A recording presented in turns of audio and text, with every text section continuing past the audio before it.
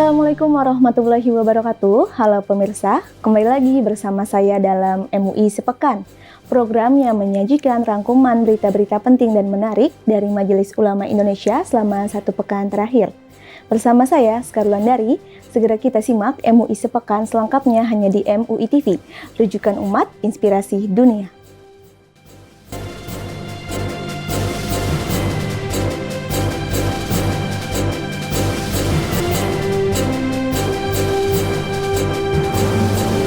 Kita masuk ke berita pertama, pemirsa.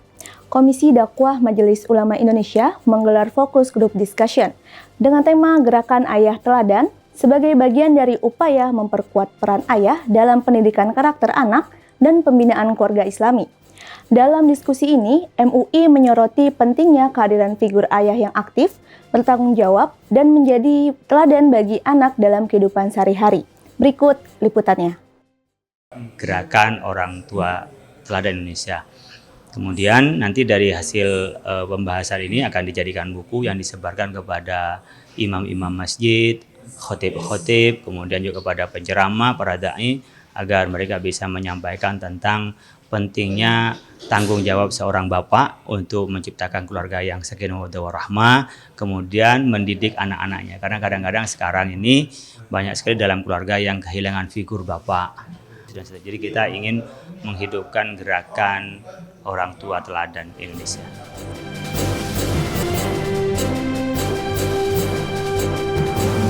Kita masuk berita selanjutnya, pemirsa. Ketua Dewan Pertimbangan MUI, Kiai Haji Ma'ruf Amin, menegaskan kembali tugas utama MUI sebagai pelayan umat dan mitra pemerintah dalam menjaga akidah, memperkuat ukhuwah, serta membimbing masyarakat menuju kehidupan beragama yang moderat. Kiai Ma'ruf juga mengingatkan pentingnya peran MUI dalam merespon isu-isu strategis kebangsaan dengan bijak dan berlandaskan nilai-nilai keislaman yang rahmatan lil alamin. Sehubungan dengan milad ke-50 Majelis Ulama Indonesia, pertama tentu sudah umurnya sudah setengah abad. Artinya sudah banyak hal yang sudah dilakukan oleh Majelis Ulama, karena itu perlu adanya semacam refleksi terhadap apa yang dilakukan. Majelis Ulama sebagai lembaga keumatan merupakan representasi dari berbagai ormas Islam dan merupakan tenda besar ya, daripada bernaungnya berbagai ormas Islam di Indonesia. Punya tanggung jawab besar juga di dalam rangka membangun baik sebagai khadimul ummah, yaitu pelayan umat dalam rangka menjaga umat, himayatul ummah, menguatkan umat, taqwiyatul ummah, dan menyatukan umat, dan maupun juga sebagai bagian dari bagian bangsa yang kita posisikan pada sadiqul hukumah, mitra pemerintah. Karena itu momentum hala di ulang tahun ke-50 ini harus jadikan sesuatu saat untuk melakukan penilaian kembali dan membuat langkah-langkah baru ke depan untuk menuju satu abad sebagai satu lembaga yang harus memberikan kontribusi lebih besar lagi di dalam kehidupan kita bermasyarakat, berbangsa dan bernegara. Kita harus mencetak para ulama ke depan yang mampu memberikan bimbingan dan tuntunan, siap untuk menghadapi berbagai situasi, ibarat burung sudah siap terbang. Jangan sampai kita menciptakan, menyiapkan kader ulama yang sayapnya belum punya sayap yang kuat. Jadi kader ulama yang kita harus ciptakan adalah ulama yang siap terbang dan mampu menghadapi, tangguh, memiliki resiliensi, ketangguhan dalam menghadapi situasi yang dihadapi.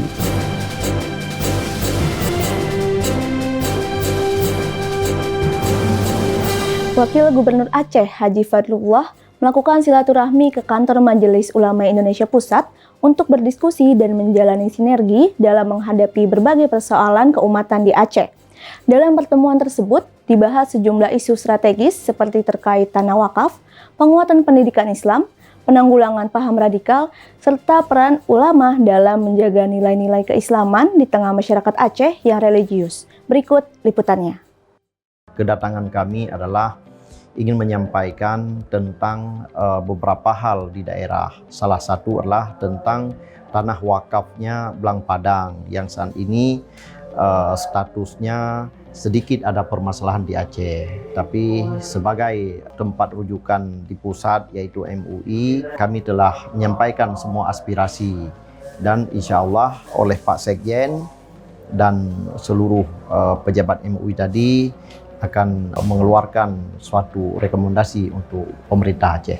Di mana pemerintah Aceh melalui Pak Wakil Gubernur bersama Ketua MPU tadi ada, dan kemudian beserta jajaran tokoh-tokoh dari Aceh telah melakukan dialog secara produktif, yaitu menghasilkan pertama kesepahaman bahwa tanah wakaf itu sesungguhnya harus dimanfaatkan untuk kemaslahatan umat, ya, kesejahteraan masyarakat. Itu pertama. Yang kedua, secara de jure status tanah wakaf yang di Blang Padang ini setelah saya lihat mulai sejak zaman Belanda yang juga bagian dari komplek Masjid Baitur Rahman ini sangat bagus sekali untuk dikelola secara berkelanjutan oleh Nazir. Supaya apa? Supaya masjid berserta tanah wakaf yang 8 hektar ini bisa dimanfaatkan untuk kemaslahatan umat dan bangsa kita. Ketiga, bahwa sementara ini sifatnya sementara ya, belum permanen digunakan oleh pihak TNI, sebaiknya ya, dan sudah seharusnya dikembalikan fungsinya penggunaannya kepada nazir oleh pihak TNI yang juga sekaligus pemerintah daerah sudah meminta dukungan dari pengajuan dari Gubernur Aceh. Nah, karena itu MUI pada tempatnya akan memberikan penguatan ya, sehingga tanah wakaf ini bisa segera dikembalikan fungsinya untuk kesejahteraan masyarakat, khususnya umat Islam. Nah, yang terakhir begini, di dalam Undang-Undang Wakaf nomor 42 2006 itu jelas bahwa wakaf itu adalah perbuatan hukum yang oleh wakif menyerahkan kepada nazir, yang nazir harus memanfaatkan bukan untuk kepentingan apa-apa, tapi untuk khusus kepentingan kemaslahatan umat sesuai dengan syariat Islam. Jelas di ujung undang-undang itu begitu. Jadi penguasaan wakaf ini oleh nazir yang sudah diperoleh dari wakaf sejak zaman Belanda harus dimanfaatkan.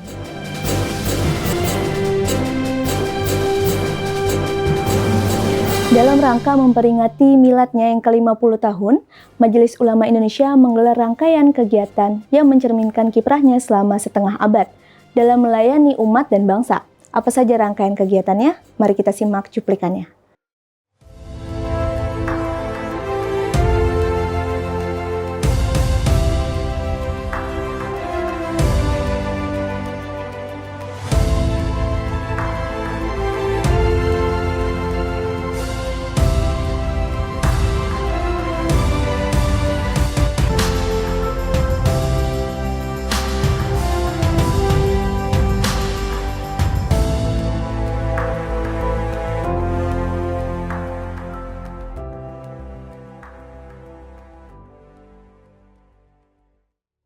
Majelis Ulama Indonesia terus berkhidmat untuk umat sebagai bentuk penerjemahan peran sebagai pelayan umat atau Khodimul Ummah.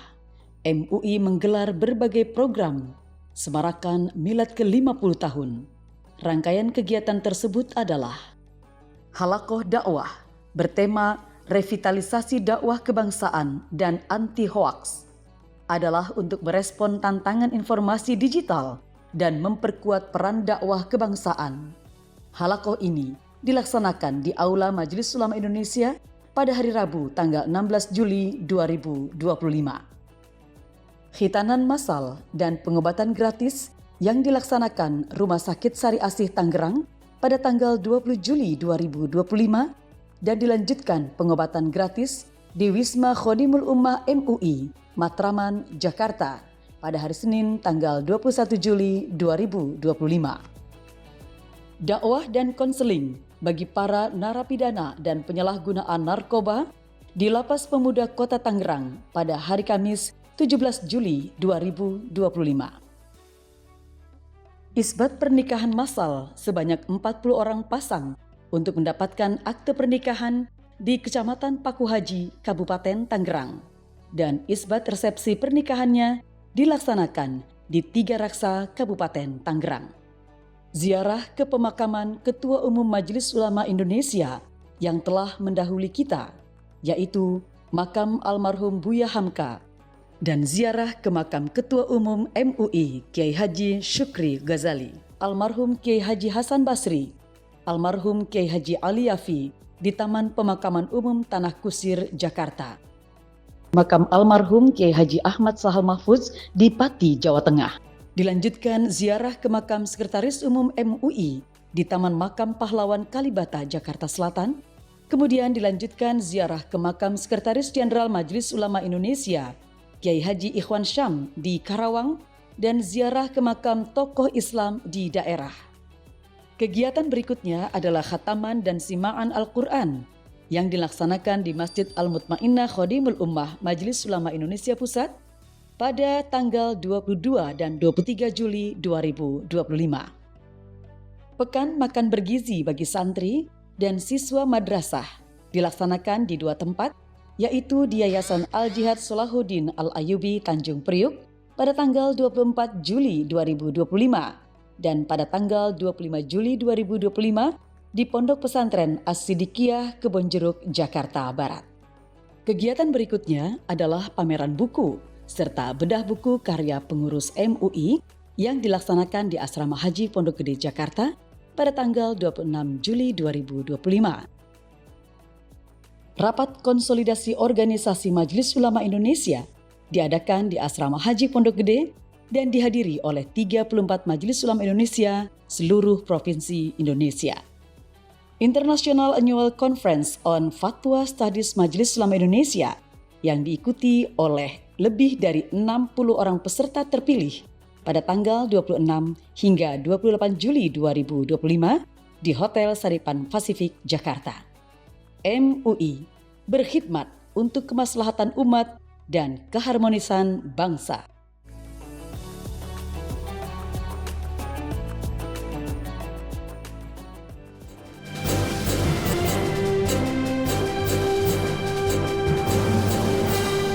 Zakat penghasilan menjadi topik yang banyak dibahas karena meningkatnya kesadaran umat terhadap kewajiban berzakat.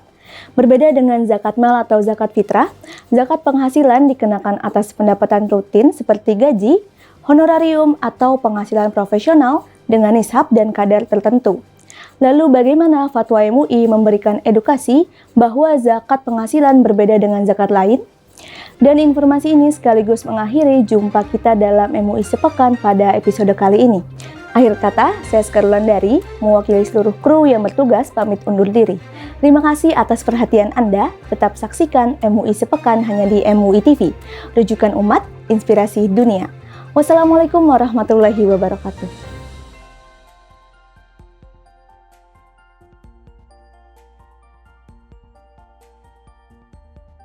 Halo Sobat Muslim, tahukah kamu, zakat penghasilan dan zakat fitrah itu berbeda loh. Apa sih zakat penghasilan itu? Zakat penghasilan adalah kewajiban yang dikenakan atas pendapatan halal yang diterima oleh seseorang. Kedudukan hukum zakat penghasilan masih sering ditanyakan oleh umat Islam di Indonesia. Baik penghasilan rutin seperti gaji pegawai atau karyawan atau penghasilan pejabat negara, maupun penghasilan tidak rutin seperti dokter, pengacara, konsultan, penceramah, dan sejenisnya, serta penghasilan yang diperoleh dari pekerjaan bebas lainnya. Masih bingung? Yuk kita bahas Fatwa MUI nomor 3 tahun 2003 tentang zakat penghasilan.